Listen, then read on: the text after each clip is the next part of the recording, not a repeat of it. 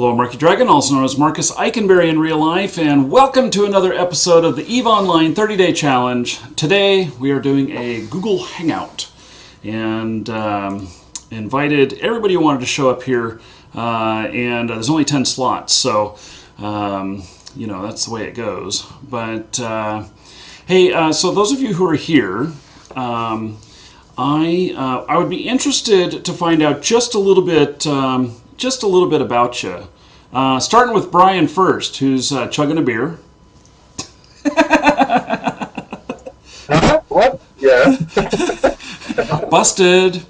Okay. Yeah. So Brian, just briefly, like in 30 seconds or less, tell me your history with EVE.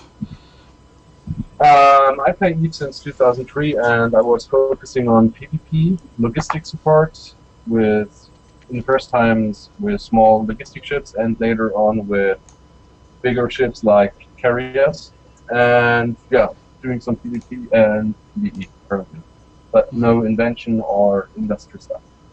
Cool. Bruno, how about you? I was in 0.0 for most of my life. Then I transferred to being a mercenary in Empire, and now I'm going to LowSec as a part of Amar Militia. Been playing the game for 8 years, and my main is Third Death or mostly PvP. Cool. 8 years. Wow. And then we got Chance with us. Chance, how you doing? Yeah, hi Markee. Yeah, doing good. Playing since 2006. Was playing on and off. Was taking breaks, but it's mostly PvP. Although I got a little bit in rock sucking, mining, and a little bit of industrials. I was checking out a little bit all of the aspects of EVE, which fits me more. What would I like more? So, but I stuck with PvP. Cool. Christopher, how are you today? I'm doing pretty good. So, what's your experience with EVE? About 3 weeks. Oh, okay. Yeah, I've been playing every day, probably a little bit more than you have, but I have kind of enjoyed it, kind of not. That's a lot of information, you know, but I think that somebody's really loud. Okay. But I'm still learning, so. Okay. Hello, Eric. We got a lot of movement around from noise from your mic. Sorry about that. Yeah. So, how are you? And what is your experience with EVE? I just started playing about a month ago. Just kind of picked it up. Bored of other games. Did you pick it up because of this challenge, or you just happened to be picking it up at the same time? I just happened to be picking it up at the same time. And then somehow you ended up here. Yep. Just wandering around on Twitch. Found you. Okay. Well, yeah. So I'm just about as old as you in game. You know, and doing it hardcore, I guess you could say. So, okay. Lamundo, how are you today? Wait, that's me, right? Yep, that is you. At least that's the name on your thing here. Yeah, that's a very old name I used somewhere. It's stuck. Yeah. So, what's your experience with EVE? I've started 3 years ago, I think, and I took a break for 2 years, and I started 2 weeks before you announced your challenge. I started it up again. Okay. Cool. And of course, I'm the one next in line here. You guys can't see that who are watching on Twitch, but I'm the next one in line here, and I am the resident noob. Not feeling so noobish anymore, but I am definitely working on this, trying to basically learn as much as I can, as quickly as I can, and my brain is full, but I keep finding more things I want to stuff in it. So, Ross, how are you? Hello, Ross? Okay, we'll skip Ross here. Tumpy? Don't skip me, I'm sorry. Oh, there you are, Ross. Okay. I had problems with my mute button. Oh, okay. So, what is your experience in EVE? Okay, so I actually have a friend with me here right now that got me with EVE in 2008. I played for about 6 months-ish, and then ever since then I've kind of gone back for a couple of months, then left for a few months, then gone back for a few, that kind of thing. So I'm on an on period at the moment. Okay. It's actually you and Malix. I both started watching your streams roughly at the same time when you started up yours, and you guys have basically got me back into Eve, so you can. I'm blaming my financial situation at the moment on you. Okay. So. Okay. So, Tumpy, how are you? Somebody just muted me. Lovely. Okay, let me unmute myself. Tumpy, how are you? Tumpy? He's not here, I guess. Okay, moving on. Alex, welcome to the show. How's it going, Markee? I've been a big fan of yours on YouTube, and then also I've played Eve for a long time, and I've been watching your 30-day challenge. I've been playing Eve now for about 6 years on and off, so. Okay, cool. So, out of everybody who's here, it sounds like most of you are experienced and into the game, I would say hardcore. Actually, it's probably hard to not be into the game hardcore. Would you say that's a true statement? That's very true. So, how can I just get a sound off here from a few of you? How many hours a week do you spend in the game? I think more than 40 hours. More than 40? Yeah, about that. Wow, it's I a full-time remember job. I'd say I'm probably around 30 hours. You know my job, Marcus. I Yes. think. And yeah, I mean, after work, I come home. The first thing what I do is starting the computer, starting Eve, and yeah, playing. Wow. Yeah. So, so I'm hearing like 40 hours a week and stuff. What am I doing I a only week? play like 5, maybe. You only play about 5? Yeah, it's just industrial. I mainly run industrial. I do level 4 missions with court mates and whatnot. When I was in 0-0, I played more, but when you're in safe space and you're mainly doing manufacturing and whatnot, you really don't have to play like hardcore 40 hours a week. I mean, I guess you could, but that seems excessive to me. At least at my level right now, I sometimes have a feeling like I'm running out of content because I can't accelerate my skills fast enough. It's not like in another game like WoW or something like that where if I want to keep grinding, I can continue to level up. Eve here is much different in that respect that everyone levels pretty much at the same pace. Well, it's not even, I wouldn't even call it leveling. You just earn your skill at the same pace, and so when I outpace my skills wanting to try something new, I feel held back a little bit. But on the same token, I think that I am not the normal player because I have all this money that I've been infused with. And with all this money, I've been able to accelerate my play, which most people probably would not be able to do. So I agree, but I mean, you still can have all the ships and stuff, but you're not gonna be able to fly them too certain. Because I'm real new too, and my cousin gave me a nice ship, but I can't fly it. I mean, it's just sitting there. It's a really expensive ship, but I can't do anything with it because I've been only playing the game for 3 weeks. So, but in that time depends on what I'm learning is you have to go with specific categories and ships that you want that might fly. right. You can't just train all your stuff in a frigate, then you're like, damn, now I want to fly a destroyer. Then you got to train all that stuff to your destroyer and stuff. That's what I'm trying to find the balance with, which I don't know what I want to fly more of. I don't know if I want to fly a frigate, or if I want to fly a destroyer, or if I want to run missions, or if I want to mine. Seems like you kind of got to do all of it. Well, that's what I kind of ended up at the moment is that I have my frigate, I have my cruiser, I have destroyer. And I'm just getting close to being able to get my first battleship skill, and I kind of took the ones out for a spin that I could, just to kind of, figure out what it is that that I really feel comfortable in. And I can tell you that the first ship that I got really excited about was today with the Cheetah. But I still have 20-some days of You train for it, right? training, Right, exactly. and that's a frigate. Exactly, and especially for the cloaking, like if you want to do, I have a little example. I just been training frigates, and if you kind of stay with it, I've been doing the rifters, and I've trained my rifter all the way up to level 5, and have my electronics up to 4. I mean, I know that sounds nothing to compare what other people have, but you notice the difference between when you first started and 3 weeks as far as in training is just with that one frigate. You can tank level 2 missions with the frigate that I have.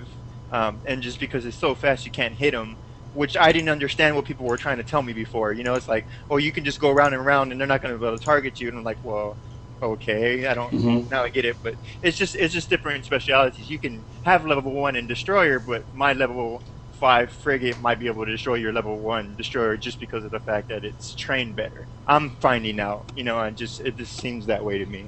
Though, Markee, it seems like for me, when I first started playing EVE, the main reason that I played EVE versus a lot of these other MMOs was, unlike Brian, who can play 40 hours a week, I don't have that kind of time. So, sometimes I can play, 5 hours a week, and then other times it's less. And what's nice is if I can't play for a week, I can set my training times, and I'm not behind my friends, like on WoW and on Final Fantasy 11 online. I had a lot of issues where my friends would be 50 levels ahead of me, and then suddenly I would have to sit down for an entire weekend and give it up to just try to catch up. You can also so if you're able to, here's one really interesting thing about what you're talking about that comes to my mind is that you're only playing around 5 hours a week, but your skill training happens continuously, just like all of your friends at the same time. And so with that said, though, if let's say you don't have enough time because you're working hard making money in real life, you can then, if you're not making enough ISK in the game, you can go and buy game time and convert it into Plex and convert it into ISK, and it helps you balance out so that because you don't have as much play time, when you do want to play with your friends and they've been able to pay for bigger ships, you could then actually equalize yourself in gameplay with your friends by buying Plex as well. Yep. We're buying the GTC and turning it into ISK, yeah. So I find that to be very fascinating.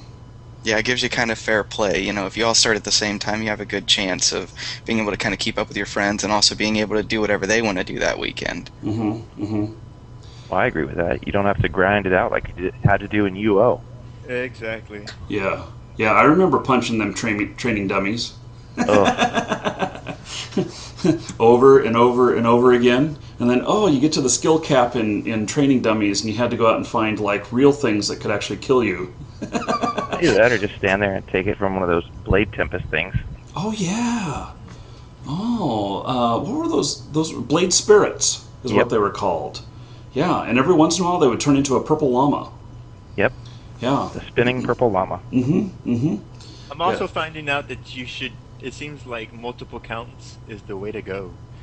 Like, it seems like everybody in our corp or just in here has at least, more than one account, for i.e. making money or industry or PvP or whatever it is. So that way, one not war deck, one war deck. I don't know if that's true or not, but it seems like everybody has a multiple account, at least another one. So I don't know if that's something that's practiced or what. It's something I do when I have one account that mines and another one that hauls for me. Okay. Is that the majority rules in the channel? I run at least 2 accounts. I have one that's PvP, PvE, and then I also have my industrial character, because really you have to choose one or the other. Otherwise you need 2 accounts to be able to... is that me? Yeah. Sounds like you're breathing real heavy into your mic. It definitely didn't seem like it was... but I run 2, one for PvE one and PvP, and then one for industry, because you can't do both unless you've been playing, for constantly for 6 years. Like I said, I've been off and on, so. Yeah. Okay, that is kind of interesting. And I can say that I've got 2 accounts right now. Actually, I've got 5 accounts, but I. 5. I seem to have lost access to one of them, and I haven't figured that out yet. You're It's gonna have like to install IS Boxer. when I try to log into it, it tells me that the account is locked and that I need to give it the name of one of my characters, and I'm like, I don't know what the hell I named the character. Just write a petition to CCP. Yeah, that's They what I will was. take care within one day. That's what I was figuring I'd have to do, and I was just being lazy, and hadn't done that yet. But I've got my mining account as well, and he's just working on just mining, and so I don't know. I don't know exactly what I'm going to do with him, especially since I might just let that account lapse whenever it gets to the end, and only fire it up whenever I really want to really do mining. Well, if you have a mining character, you could also just make that your industrial character as well. Yeah. What? Yeah, that's a good combination, I think. Mining and industrial? Yeah, because most of the components are in the same tree, and later you need to work on science as well. Yeah, that's what my second character does, is mining and industrial. He's got perfect refining and mining and reprocessing skills and all of that, as well as manufacturing. So do you actually go out and make some of your own? So you go out and like mine the ore so that you can make, so that you can refine it, so you can use it as parts to build products? Well, at this stage in the game, I actually make my corp mates mine, and I just sit in an orca and a belt. I let them do the hard work and just fill up my cargo hold. Crack the whip. Then, Okay. So how is there fair exchange in that? That sounds like you just getting everything. well, so what I do is actually in my corporation, you can, just like a regular corporation, you can give out shares for the corporation. So I give all of my corporation mates, based on their participation, a certain number of shares for working for the corporation. And then once I finish a build job, I sell the build job for the corporation. So then all the money just goes into the corporation wallet, and then I pay out dividends each month. So then everybody gets a share of all the work that we did. Of course, I actually have to do the manufacturing. They have to do the hard work of the mining, of course. Huh, that's interesting. I guess with it being a sandbox game, that is one of the things that was probably never a feature that was put in to the game, but since the game is the way it is, it allows for that. Yep. That's really it works cool. out pretty well. Yeah, sounds like it. So, okay. Let's see here. So beyond getting stuck with the in the ship that you're in, and that being a little bit frustrating for you, Markee, is there anything else that you've kind of been frustrated with the game on? Well, there's a bunch of interface stuff that doesn't make any sense to me as a new player, and here's what I'm coming to learn, is that a bunch of you old-timer players are just used to it, and so you just put up with it, and you've just gone to being, well, this is the way it is, when in all actuality, it would make it a lot friendlier if a few changes were made. And yeah, that makes sense. And that's Yeah, definitely. Actually, CCP is working on changing the overview, and they're talking about it a lot. They talked about it at FanFest, about changing the overview, but they said that they didn't want to change it too much, because it would upset the older players. Absolutely. If they change it around too fast. So they are working on it, but I agree with you, Markee, that the overview is a very complex thing and has a lot of issues. As a new player, it's definitely been the UI is not easy, and it's not necessarily intuitive in a lot of spots. Now, I have to say that Eve being a 10-year-old game, that the UI of many of the games that came out then and before were very, very abstract and had a lot of obscure stuff in them, and it was it's just because this interface was designed before they had a lot more knowledge in what interfaces should be like. And so, as long as I keep working on it, that's good. It's just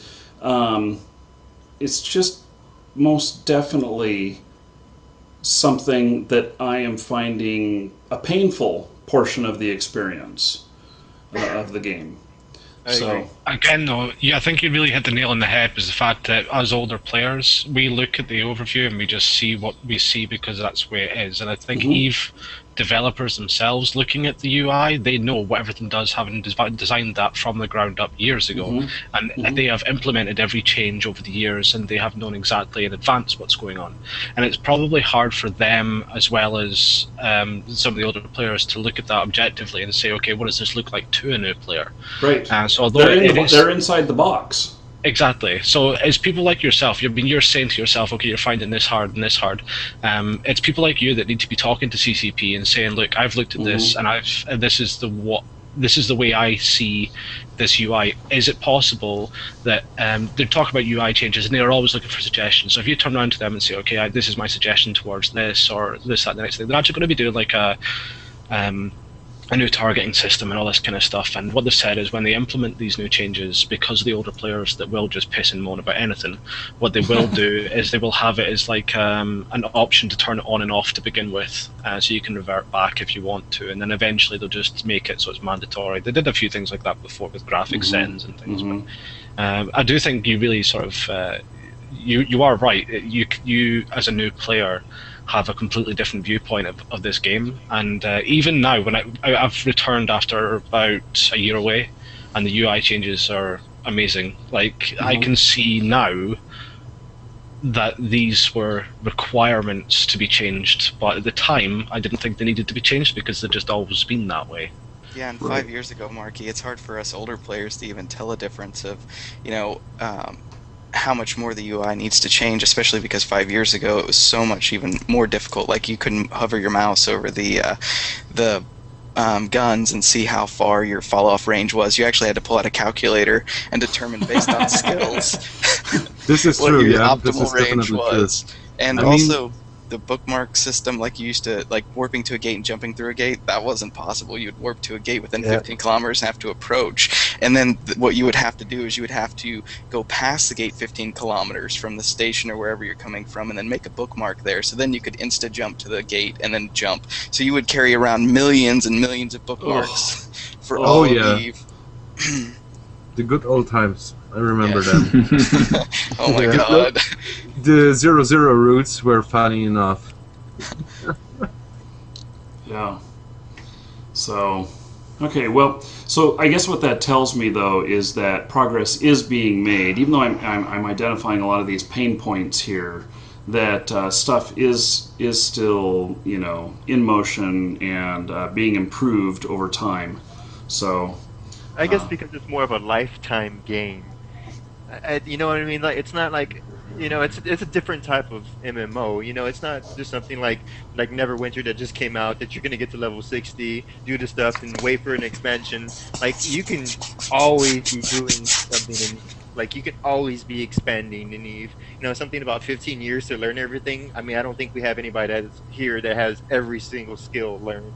So I guess that's and then even by that time, they're gonna have an update with more skills. So it's gonna take another 2 years. So I think that's what the difference is you can always be doing something in EVE, which is cool, which is never ending. I mean, it's a game you can never really get tired of. You can always go back to. You can't always go back to WoW, and if you do, it's like you go back for a couple of months and say it's the same shit, different day, and then you go back to something which you're good at, or like, I guess that's why all these guys are here for 6 and 7 years. I mean, I don't think I've ever played a game that long, like WoW, for 6 or 7 years. I played it for 3 and I got tired of it, or 4 years and I got tired of it.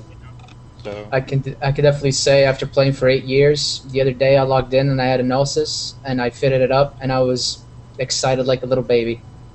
Yeah. Yeah, it's a beautiful ship, I must say.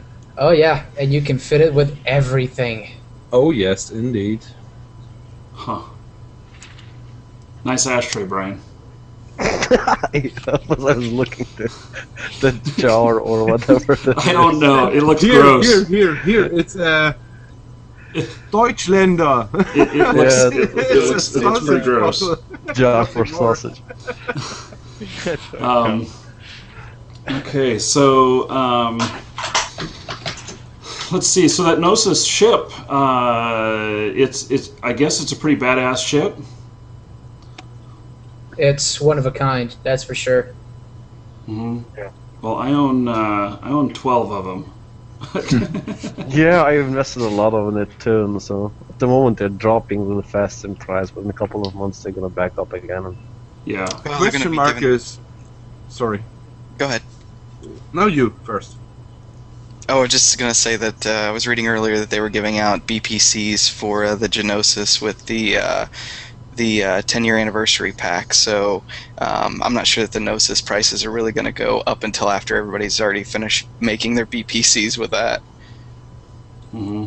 I think maybe you need to find when are the packs are already deliverable, or when will they be released? That's the question. I mean, if you pass to the right frame time window, you may be able to sell them for a good price.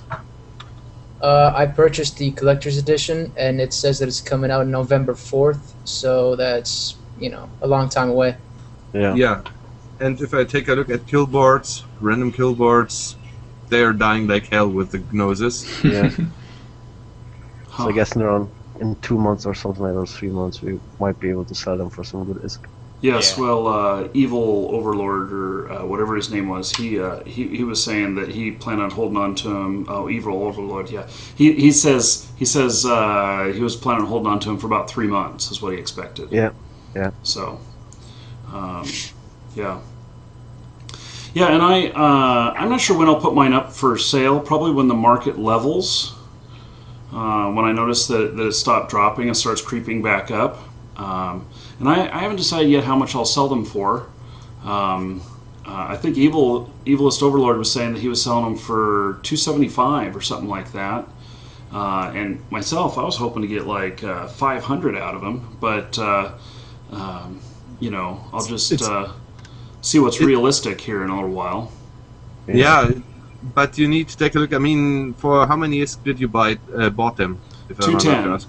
210,000 each. Yeah. So just wait for a good time when the ship is around 250, maybe. I don't know if it will happen. So just wait for a good time frame, and yeah, then process by selling them. Yeah. So. Of course, personally, I would just repost them. If you want to get 250 million or 300 million for them, I would just repost them for the next 3 months for 300 million and watch the prices rise. And then eventually somebody will buy them. Hopefully, if the price hits there. If not, I mean, just keep checking on it, cancel your order, and repost them for a more reasonable price. That was kind of my plan. Or if you want to use them, if you have the skills for them. I don't plan on using them, actually. Sounds like just more bounties for other people to get you with Markee. Right. Yeah. Other ways, yeah.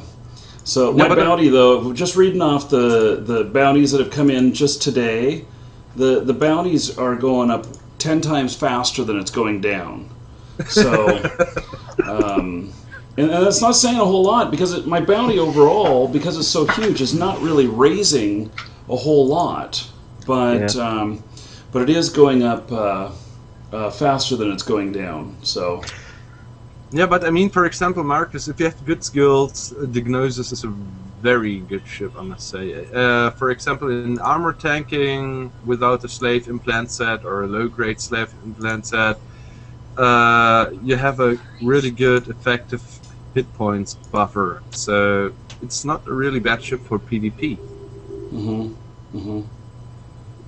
Yeah. Maybe you should start using them so you lose some of your bounty. I mean, you have 12 of them. I'm never gonna lose the bounty. I don't think. I think that 10 years from now, if my account's still open, I'll still have an enormous bounty. I may not be the number one anymore, but we'll keep you up there at number one, there, oh, Mark. jeez. As long as there's ISK in the game. Yeah. Yeah. Don't worry about that. Well, I did put it up on my Facebook. My Facebook background now is the bounty board showing that I'm number one. So I did think that was pretty cool. What Yeah, you should but do, it would- Markee, is get everybody to run out and tell everybody to just grab a Gnosis and meet in low sec and all this kind of stuff, and that way they'll all get blown up and the price of yours will rise to your 500 million in one. Oh yes, you should cheat the market, force the market for all the Genosis to goodness. get blown up. Yeah. What is the consensus on this, by the way? Because we were talking about this earlier. Is it Gnosis or is it just Gnosis with a silent G? And what is the plural? Is it Genosises or Nosai, or is it just Gnosis? It's like with moves. Why doesn't CCP have like an audible for all of the names? I have the same question with uninterruptible power supplies, UPSs. Are they UPSs or are they UPI? When you got multiple of them. So, yeah, I think that the G is silent on that. That is my You could guess. actually really use an audible kind of thing for even some of the system names, because recently I was in a system called Arsehat, and Arsehat? Arsehat. Literally Arsehat. The best name I've ever found. Yeah. You probably go there to find arsehats. I think there are several system names in EVE Online that are quite. Oh my god! So Yeah, there are a couple. Well, maybe a lot. Maybe or something like that. are the system names based on real star systems, or are they things that are made up? I think they're I made think up. made up. Yeah. Yeah, I do believe that they use. Icelandic humor. Well, right, and see, that's exactly what I was going to get at, because the Icelandic language is, I think, the hardest language in the world to learn, and the and It's so probably a lot easier the more you drink. So, well, Brian's got a head start. How are you doing on your Icelandic there, Brian? He's doing great. Never learned it. So the whole deal is that these may have a lot of root in the Icelandic language, and so that's why we look at them and we say, what the hell are these? These letter combinations don't really make any sense to us. But in the Icelandic language, it may be, parts of, or roots based in their other words, and they look at it and say, oh, don't you get it? So, Yeah, it could be. I mean, if you look at the ship names, a lot of ship names, or a lot of ships are named after gods. mhm. True. Where Yeah. Depends on the where they race, got their though. ideas from. I don't know if anyone remembers it, but a couple of years ago, Britain was basically shut down by one of the Icelandic volcanoes erupting. Right. And listening to Yeah, the news yeah, I do. podcasters try to pronounce the name of it was just the funniest thing I've ever heard. Mhm. Yeah, I'd be just like that volcano in Iceland. It's doing it again. Screw trying to pronounce it. So, Of course, I think that the system names, I think originally, didn't they say that they were using the same type of setup that NASA was for 0.0 as far as solar system names? I thought at some point I had heard that. I could be wrong. Yeah, well, Yeah, for but 0, 0, 0, yeah. 0 is with all the numbers and It's the stuff, X so that doesn't really dash, yeah. count. But if you look at the high-sec names, there are some really weird ones. Yeah, I've heard a lot of rumors. I mean, everybody's got a story about them. There was some that people said that CCP had like a staff day where they were arguing about system names and all this kind of stuff, and basically they had each member of staff wander around and headbutt a keyboard. okay. That's what you mean. Head rolling. There's some Whoever legends came and up lore with that for idea you. should get a raise. Take Brian, you're doing a good job there. You just renamed yourself in Google Plus. All I saw is this head rolling around there. Goodness. Well, that's a new one. I never hear that one. What's the craziest thing you guys have ever heard about EVE Online? Something that you just, that was either, WTF moment or something that you heard it and you go, oh my god, that is so cool, no one will ever believe it. I love the stories when the CEOs just scam an entire alliance or an entire corporation out of huge amounts of ISK. It's just ridiculous. Oh, yeah. Everybody just said, oh, don't Yeah. worry, we'll trust this guy with everything. I remember the first It's so time ridiculous. I went to a Wormhole Corporation, and I was just joining as a PvPer just to have fun. And our CEO invited this guy that was there for a week who was really good at construction or whatever it was, and he gave him director roles. And the guy stole everything. And I went back to the CEO, looked at him, and said, "What the fuck were you doing?" Mm-hmm. That happens a lot. Yeah. Yeah. Not everybody makes great decisions. And there's some of us who have to learn the hard way on a lot of those things. So... Yeah, I heard your story earlier, Markee. That's a crazy amount of money to lose. Yeah, I basically lost something like $180,000 or something like that. And that was because I didn't take the time to read. I was too busy to read the full contract. I just went over and looked for different things on it and signed it. And then I trusted what they said. And ended up with $386 in my pocket and $120,000 debt, something like that. Well, The biggest thing that I remember from Eve was this kill of a Kestrel. I linked it in the Google Hangout. That was worth more than 1,000 US dollars. Was there not a guy that he was he was killed in some carrying around- freighter with all the duplexes? Is that this guy? No. It's the Kestrel one. The Kestrel one who was... I think this Kestrel was wearing a lot of game plexus around, and yeah, he got killed right away. So this was like a wow moment. I linked it for y'all in Twitch. So, well, okay. So, can I get a little bit of feedback from you guys on this? Is what I'm asking for is a little bit more just for myself than it is for everybody who's watching. But how is the challenge going so far on your end as a viewer or participant? I'm loving the show, minus every once in a while ink at the very beginning was just driving me freaking crazy. Yeah, sorry for my bad English at this point. So sometimes, yeah, I mean, for me it's a bit harder to describe that on English because I need to talk English the whole day as a German, and it's very difficult to talk English then continuously, even on the evening time. And It's I such think you hard do work. A great job. No, Your English is good. yeah, no. It was mainly the trolling comments about, yeah, Markee, you should do this, and then, hey, Markee, why don't you show us your moves? Yeah. Oh yeah. I mean, sometimes. I must say the trolling on your channel is quite annoying sometimes, really quite annoying. And at the end, I must say you do a great job, but I think you have too many people with talk power, so you get too many different meanings of one thing, how it should be processed, how you should go on that. And I think it would be better to reduce that only to people that you really know. You know what I mean?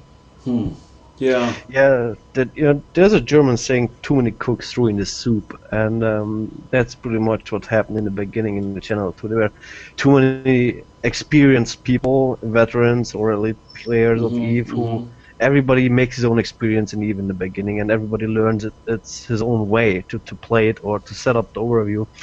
And then in the end, you had like 5-6 people telling you how to set up the overview or how to do all those different kind of things, and that can get all overwhelming. A lot of information to filter out for yourself which one you like best. So you know, here's something really interesting about that is I have found that most everybody who has been talking has had something to say of value.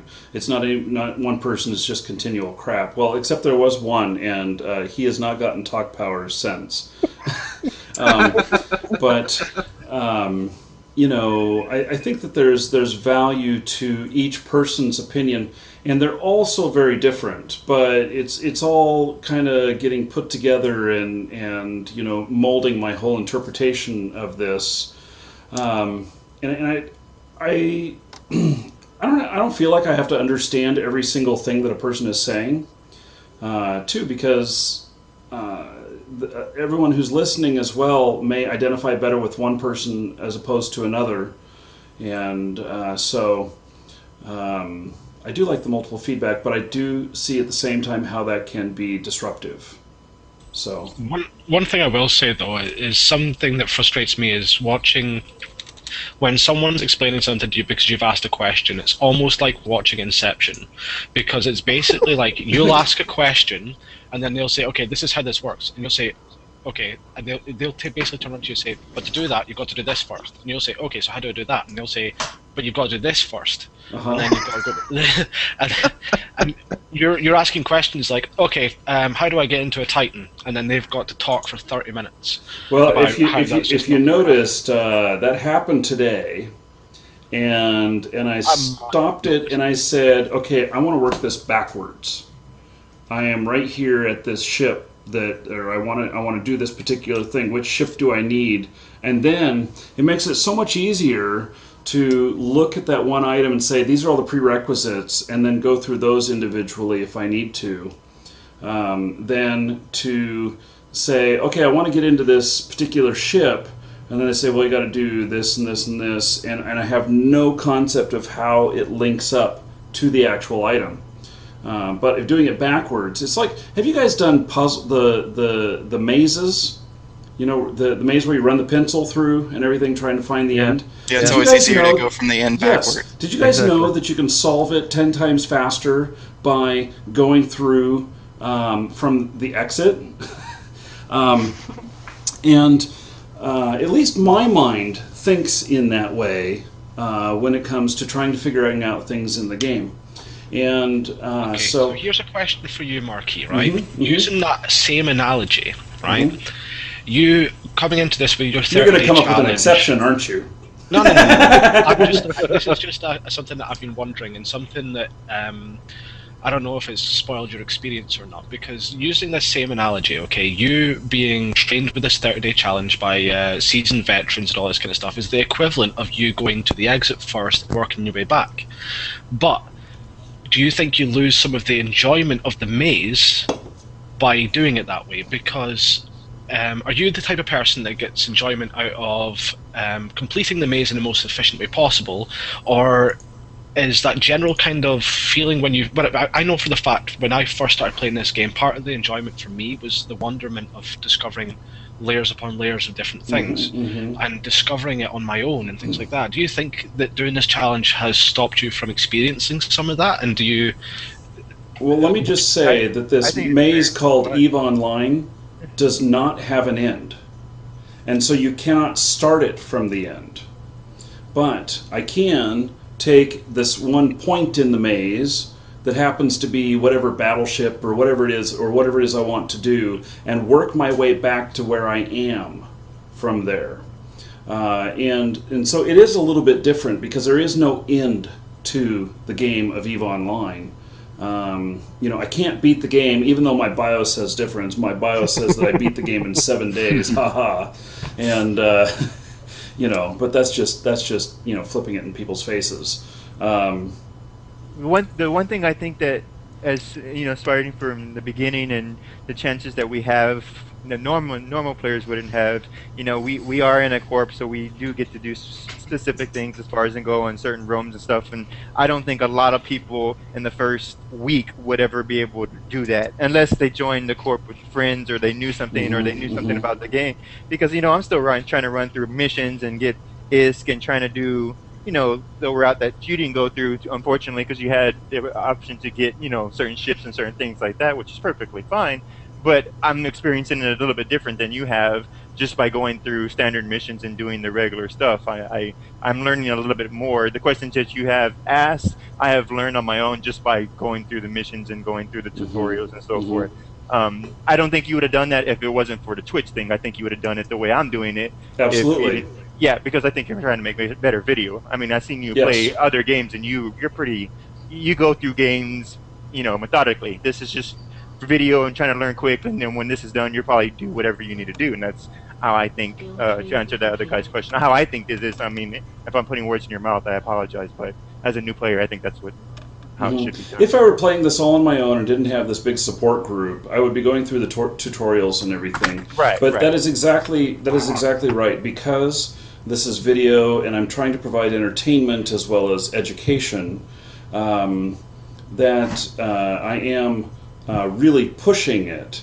And I frankly don't want to do any of the tutorials unless I absolutely have to, because I think doing a tutorial on video is really most of them are quite boring.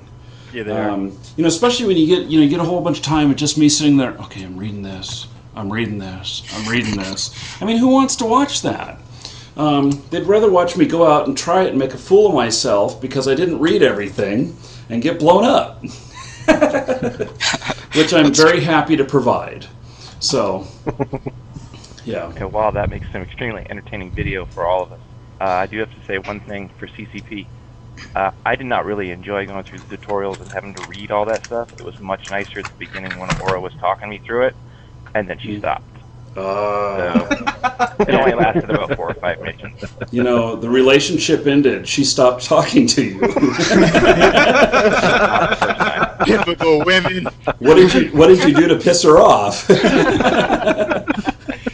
she doesn't have that silly smirk on her face anymore. Well, I hope you didn't slap it off. Yeah. So that was something I was always threatened with. Don't, you know, Mom would say, you know, I might slap that silly smirk off your face. So, okay, well, well, that's good feedback. I feel like I'm on the right track with a lot of stuff, and I tell you that I'm having a really good time with the game, and you know, it has its highs and its lows for me, especially since one of the things that I'm struggling with personally is that because I have this schedule, this play schedule, that sometimes I've got other things that I need to get done, but I'm trying to play the game, and it's not relaxing when I got other shit to do, and I'm trying to play the game because, you know, we've you know, done this particular schedule, and so it. But if it weren't that, because so a couple of times I've been here like going, okay, just got to get through this so that I can go do this other thing I need to do. And that's not the right way to feel about a game. A game should be fun and for challenge and everything, and not be like work. But given that I am doing this kind of for a living, well, I guess it is kind of work. So it makes it a lot more stressful that you got war decked so many times at the very beginning too. So yes, I mean, it makes it a lot more exciting, but it has made some things very, very difficult. And so, you know, I've probably gotten blown up by players more than any other, you know, new player has, and you know, or statistically, I'm on the outer edge of how many times a player gets blown up by other people in their, you know, what, I'm 2 weeks in. And that's something that I would like to learn if you had a video or some time, or maybe how to blow up. No, how to properly do this kind of like PvP, you know, where we don't really know what to do. I mean, we get in there and there's like, okay, we'll target this, do this, but the proper, you know, at least somebody guiding us in a direction of how to properly PvP, or at least kind of learn how to. I mean, you get out there and then we just die. It's like, okay, this is not PvP. This is just, like you said, blowing up. But you know, people are scanning, people are doing things to avoid that, and then jumping into systems. We haven't had a video or anything like that, and we've been playing for like 3 or 4 weeks. You know, it's just like flee, jump in, go. I can tell you that I don't understand it all, and that that I myself, you know, they're giving me the, okay, so yesterday I was getting advice about scanning an area before jumping and everything. Right. And I'm like going, damn, this is boring as all get out. I don't want to sit here scanning. I just want to run through, and if they're going to try and attack me, let them. You know, but yeah, but the scanning stuff is the stuff that keeps you alive, and a player who scans against a player who doesn't scan, the player who scans always wins that game. Yes, and I do see that, and so I struggle with how is that exciting, you know. I mean, if you're going to sorry for interrupting you, Marcus, but if you're, for example, going to low sec, after you jump through a gate to low sec, or to the next low sec system, the first thing what you should do is hitting the scan button and check what's around you, because it could be that there are some small fleets aligned to the gate already, and they see, okay, you're inside of the system right now, and then they're directly warping in and scrambling you, and then you have a problem at the end. Right. Okay, I mean, the distance from the fleet or the guy on the safe spot is also a very important part, but if you don't use the scanner, you will be lost in null sec and even so low sec. This is also where teamwork comes in. Yeah, that's why I think we need a day on this. It's just like have like 4 or 5 guys, new guys, and maybe 2 advanced guys. Whenever this war settles down a little bit, or whatever this when the war settles down, or even if it's not going to settle down, but we have to still figure out. I mean, I have no clue how to do that. I mean, that should be a lot of people want to learn how to PvP. You know, that's this game is, and if we can have somebody that guides us and not gets frustrated, and go out. This is what you need to do. Plus A plus B equals this. Then okay, fine. I'm not expecting great things. But, Sorry. Well, that's okay. I'm not expecting great things. We're gonna live. I'm not expecting to bring destroyers out. I mean, I'm talking about frigates and just learning the aspects of it. And if we die, we die. Then great, we learn something. But I don't think we can learn it. But you gain experience in that moment while doing it, because you try to get the best out of it. Correct. That's the point. Yeah, that's all I'm looking for. I'm not looking for becoming and killing 7 people. I just want to know how to do it, and if we can get out, how to avoid it, put bookmarks, just little things that new players should learn, either to get out perfectly or to know when to turn and fight. That's I think that should be. Whenever you can't warp away, that's when you turn and fight. Right, and that's where I've been, but I've never been able to hit anybody. Yeah, exactly. So. But you need to start flying a missile boat there, Markee. That's the one thing that would have been awesome. Well, I think I've been flying ships that I do not have a whole lot of skill level in. And so I think that really hampers me. And if I were to just focus on frigates and get all my frigate stuff all the way up before I jump to destroyers or cruisers or whatever, then I would probably be a lot more successful. I mean, in the case of destroyers, I can say destroyers are using the small guns and also small components. You should be able to fly them as well if you have trained the frigates well enough. And later you can focus. I told you that, if I am not wrong, and I told you focus on the first part, then on the second part, then on the third part, and then on the Tech 3 ships.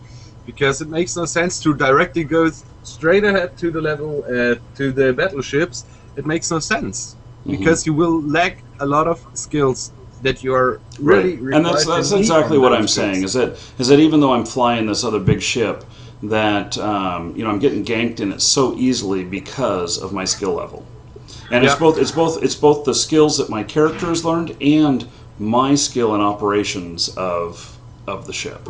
So. That's one thing you would learn from the missions. I think doing the mission route, like you haven't done. I think like level 1 missions and level 2 missions you can kind of do with the frig. I'm kind of finding out, but you kind of need a cruiser or a battleship later on. You can't do it, to a good standard, because then you have battle cruisers that are battleships that are shooting at you as you're trying to get closer, and you can't get in enough range. So you need a missile cruiser or something to shoot them and stuff. So.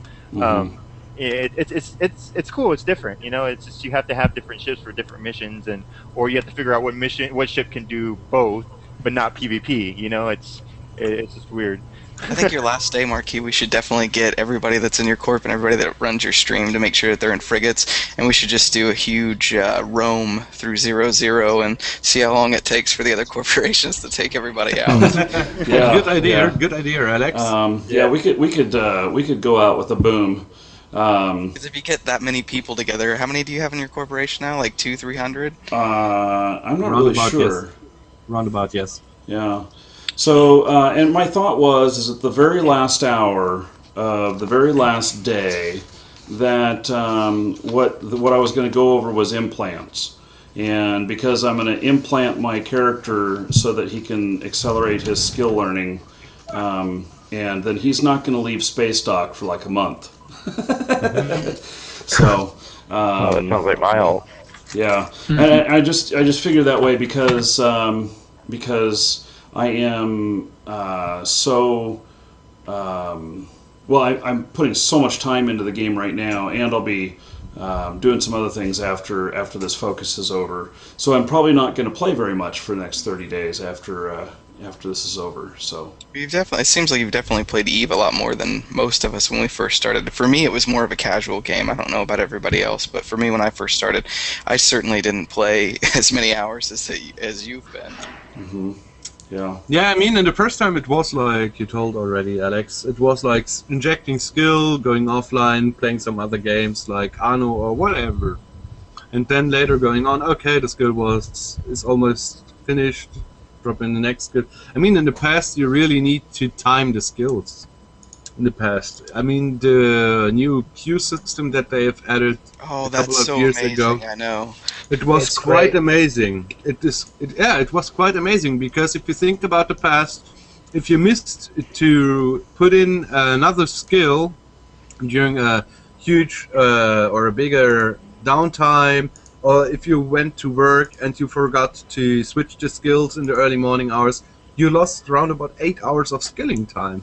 Oh yes, it was ridiculous. It was really hard too. You had to make sure you had the right, and then you ended up training a bunch of skills that you really didn't want, but you just trained them because it was the only thing that would keep it busy long enough before you got home. Yep. How many days can you have up trained to max? Like how many hours? Well, you can do up to a full day. So what I normally do is you set a bunch of the stuff that you need. If it's just under 24 hours, then set a long one, one that's like a week that you want, but you don't necessarily have to have right now, so that if you do get distracted, now you've got partial training time done on a longer skill that you had to do. Right. Yeah. That's what I do. I put a big one on the end. That way, if I don't make it back for a couple of days, it's still doing something. Yeah, so you're not wasting time at the end, and this is a very important part. Doesn't the queue fill up like after 48 hours or something that says you can't train any more skills? No. I think it used to do that, but Technically, it's still 24 hours. So what you have to do... 24 hours plus one skill.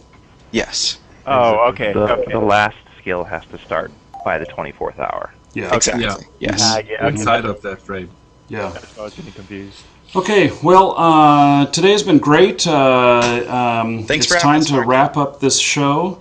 But, it's been great talking with y'all. Brian's beer was great. I'm jealous. Yeah. It's only 1 o'clock here. So some good old German beer. No kidding. And anyway, so this wraps it up for today. Those of you who are watching live, don't go anywhere. We're going to do another drawing. And if you're watching this on YouTube, well, you just have to wait for another episode tomorrow. And you guys who are in the Hangout, say sayonara, because I'm about to hang up on all of you. Adios. Take care. See you later. Cheers, Dad.